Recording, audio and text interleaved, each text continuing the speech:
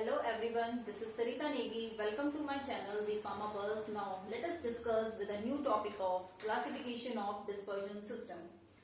आज हम बात करेंगे कि डिस्पर्जन सिस्टम को किस तरीके से हम क्लासिफाई कर सकते हैं। क्लासिफाई करने से पहले हमें डिस्पर्जन सिस्टम के बारे में पता होना बहुत जरूरी है।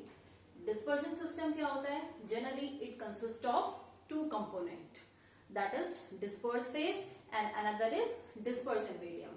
जो डिस्पर्स फेज होता है ये जनरली सॉल्यूट होता है, ठीक है। जो सॉल्यूट को हम जिस सॉल्वेंट में डाल रहे हैं that will be a disperse phase. और डिस्पर्जन मीडियम क्या होता है? जिस सॉल्वेंट में हम डाल रहे हैं वो होगा हमारा डिस्पर्जन मीडियम। तो इन दोनों के ही कॉम्बिनेशन से बनेगा हमारा डिस्पर्जन सिस्टम। चलिए अब क्लासिफिकेशन शुरू करते हैं। फर्स्ट होता है क्लासिफिकेशन में मॉलिक्यूलर डिस्पर्जन, सेकेंड होता है colloidal dispersion and third is coarse dispersion, ठीक है। अब करेंगे मॉलिक्यूलर डिस्पर्जन को। मॉलिक्यूलर डिस्पर्जन को हम ट्रू सॉल्यूशन भी बोलते हैं, ठीक है। इसके फर्स्ट इसमें जाएंगे तो जो साइज होता है मॉलिक्यूलर डिस्पर्जन का वो 1 नैनोमीटर से लेस होता है। इसका पार्टिकल का साइज बहुत ज्यादा छोटा होता है, ठीक है। कोलाइडल डिस्पर्जन का जो साइज होगा वो होगा 1 नैनोमीटर टू 1000 नैनोमीटर, ठीक है। और जो कोर्स डिस्पर्जन का जो साइज होगा that will be greater than 1000 nanometer, ठीक है। अब बात करेंगे सेपरेशन की। सेपरेशन में क्या होगा? जैसे मॉलिक्यूलर डिस्पर्जन के जो पार्टिकल साइज होते हैं बहुत ज्यादा छोटे होते हैं तो हम इसको सेपरेट नहीं कर सकते, मींस इस केस में सेपरेशन इम्पॉसिबल है, ठीक है, due to their low size, ठीक है। एंड कोलाइडल डिस्पर्जन में क्या होगा? कोलाइडल डिस्पर्जन के जो पार्टिकल का साइज होता है as compare to the molecular dispersion वो साइज बड़ा होता है, ठीक है, जिसकी वजह से हम इसे इजी से सेपरेट कर सकते हैं by the semi permeable membrane के थ्रू, ठीक है। अब बात करेंगे कोर्स डिस्पर्जन की। तो कोर्स डिस्पर्जन का जो साइज होता है वो लार्ज होता है as compare to the molecular and colloidal, तो इसको हम इजीली सेपरेट आउट कर सकते हैं, ठीक है। अब बात करते हैं स्टेट, मतलब इसकी नेचर क्या है, ठीक है। अब molecular dispersion homogeneous solution form करता है। होमोजीनियस मतलब सिंगल फेज, मतलब जैसे सिंपली हमने शुगर ले ली या फिर सॉल्ट ले लिया, उसको हमने वाटर में डिसॉल्व किया, ठीक है, तो एक सॉल्यूशन फॉर्म हुआ, ठीक है, जिसमें सिर्फ एक सिंगल लेयर बनेगी, तो दैट विल बी होमोजीनियस। तो मॉलिक्यूलर डिस्पर्जन क्या करेंगे? सिंगल लेयर फॉर्म करेंगे, उसी को हम होमोजीनियस बोलते हैं या फिर मोनोफेसिक सिस्टम बोलते हैं। अब है कोलाइडल डिस्पर्जन। कोलाइडल डिस्पर्जन की जो फेज बनेंगे वो 2 बनेंगे, क्योंकि जो कोलाइडल डिस्पर्जन क्या होता है? जब हम किसी सॉल्यूट को डिस्पर्स करते हैं किसी डिस्पर्जन मीडियम में तो वो कोलाइडल फॉर्म करते हैं, तो इसका मतलब वो 2 फेज बनाएगा, ठीक है। तो 2 फेज का मतलब क्या हुआ? हेट्रोजीनियस सिस्टम होगा। थर्ड बात करेंगे कोर्स डिस्पर्जन की। तो कोर्स डिस्पर्जन के अंदर आते हैं हमारे सस्पेंशन और इमल्शन, ठीक है। तो सस्पेंशन इमल्शन में क्या होगा? ये भी बाय लेयर फॉर्म करते हैं, मींस ये बाइफेसिक सिस्टम होगा, तो ये भी 2 लेयर का फॉर्मेशन करेंगे, ठीक है। अब है अपीयरेंस, ये दिखने में कैसे होते हैं, ठीक है। तो मॉलिक्यूलर डिस्पर्जन बिल्कुल क्लियर सॉल्यूशन बनेगा, मींस इसके जो पार्टिकल होते हैं सॉल्यूट पार्टिकल वो बहुत इजीली तरीके से और रैपिड तरीके से डिसॉल्व हो जाते हैं हमारे पर्टिकुलर सॉल्यूशन में, तो हमें पार्टिकल इनविजिबल रहते हैं। तो इसका मतलब जो सॉल्यूशन फॉर्म होगा that will B clear, okay. अब है कोलाइडल डिस्पर्जन। कोलाइडल डिस्पर्जन के पार्टिकल्स बिखरे हुए रहते हैं, ठीक है, तो इसका जो सॉल्यूशन फॉर्म होगा that will B turbid, cloudiness आएगी सॉल्यूशन में, तो उसको हम बोलेंगे ओपेक, ठीक है।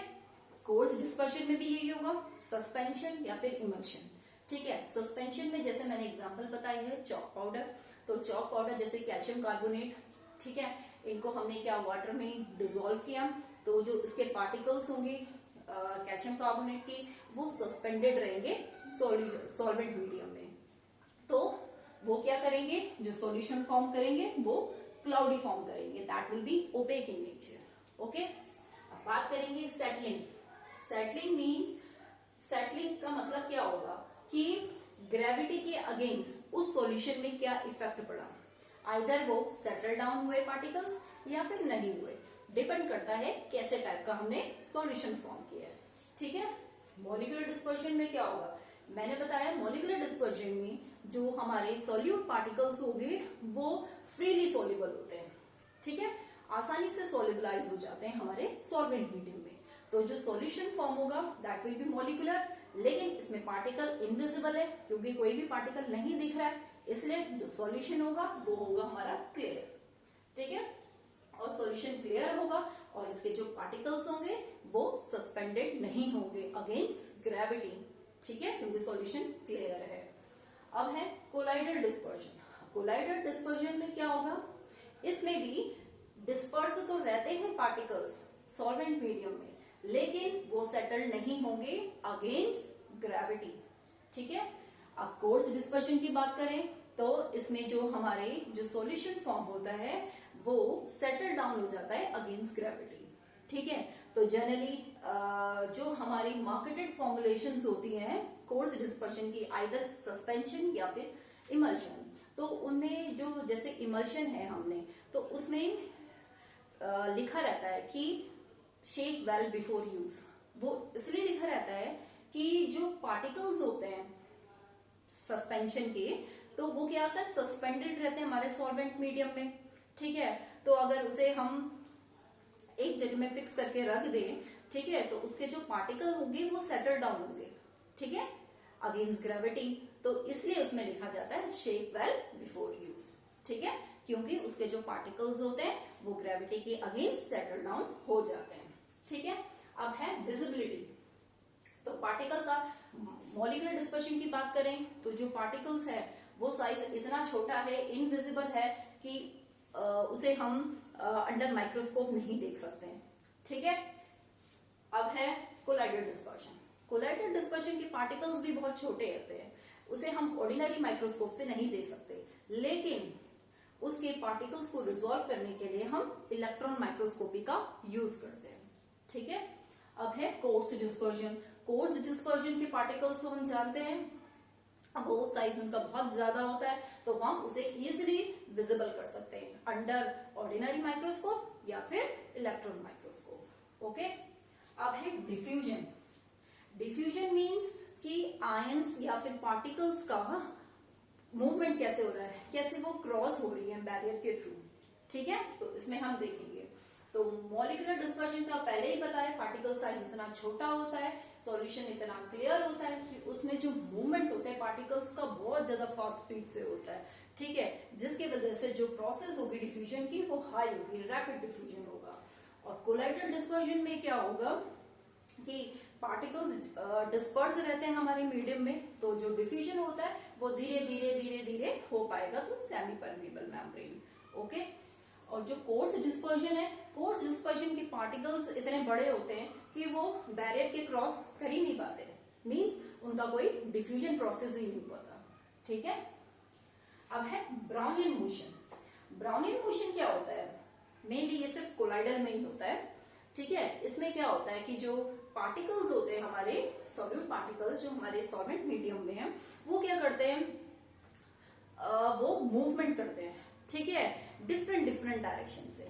ठीक है, आइदर कोलाइडल या सॉल्वेंट मॉलिक्यूल के जो पार्टिकल्स है उनको स्ट्राइक करके, या फिर जो कोलाइडल के पार्टिकल्स से एक दूसरे को स्ट्राइक करके, ठीक है, स्ट्राइक भी कर सकते हैं। तो उस मूवमेंट के दौरान उनका जो मूवमेंट होता है डिफरेंट डिफरेंट डायरेक्शन में होता है, मींस उनका जो मूवमेंट होगा वो जिगजैग पैटर्न में होगा।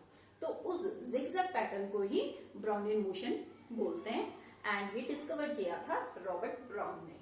ठीक है, तो वही बात करेंगे कि जो मॉलिक्यूलर डिस्पर्जन है, इसमें जो पार्टिकल्स की जो स्पीड होती है एक कांस्टेंट रहती है, एक कांस्टेंट स्पीड से ही वो मूव करते हैं। तो उसमें कोई इनकी स्पीड कम ज्यादा कुछ नहीं हो रही है, तो इसका मतलब इसमें कोई ब्राउनियन मोशन देखने को नहीं मिलेगा आपको। ठीक है, कोलाइडल डिस्पर्शन की बात करेंगे तो कोलाइडल में तो होता ही मस्ट है कि इसमें ब्राउनियन मोशन हो ही गई। ठीक है, कोर्स डिस्पर्जन में नेग्लिजिबल, कोई मोशन नहीं होता, पार्टिकल सिर्फ सस्पेंडेड रहते हैं। ठीक है, अब एग्जाम्पल में देखेंगे हम, जैसे मॉलिक्यूलर डिस्पर्शन सिंपल एग्जाम्पल है सॉल्ट और शुगर का इन वाटर का, ठीक है। ये क्लियर सॉल्यूशन ट्रू सॉल्यूशन को फॉर्म करते हैं। कोलाइडल डिस्पर्शन में आगे हमारे फॉग, क्लाउड्स, ठीक है, glue, gelatin, these are the example of colloidal dispersion. अब है कोर्स डिस्पर्शन। कोर्स डिस्पर्शन जैसे कि चॉक पाउडर, ठीक है, वाटर में इसको डिसॉल्व किया तो चॉक कुछ टाइम के बाद सेटल हो जाएगी, या फिर mud in water, these are the examples of coarse dispersion. लेकिन इन तीनों में एक चीज कॉमन है एग्जाम्पल की, जैसे कि ब्लड। ब्लड ये तीनों जगह में आ रहा है, ठीक है। ब्लड में जैसे पेप्टाइड और प्रोटीन, ये भी हमारा ब्लड में प्रेजेंट है, लेकिन ये पेप्टाइड और जो प्रोटीन है, these are the example of molecular dispersion. वैसे ही हम बात करें, जो एल्ब्यूमिन होता है वो भी ब्लड में प्रेजेंट होता है, ठीक है, लेकिन ये किसके अंदर आता है, कोलाइडल डिस्पर्शन के अंदर। और वैसे ही जो आरबीसी है, रेड ब्लड सेल्स, ये भी हमारे ब्लड में आते हैं, ठीक है, ये भी कंपोनेंट है, और लेकिन ये आते हैं कोर्स डिस्पर्शन के अंदर। मींस ब्लड इसमें मेन है, मेन कॉमन है, एग्जांपल है for all three dispersion process, ठीक है। Okay, thank you everyone, have a nice day.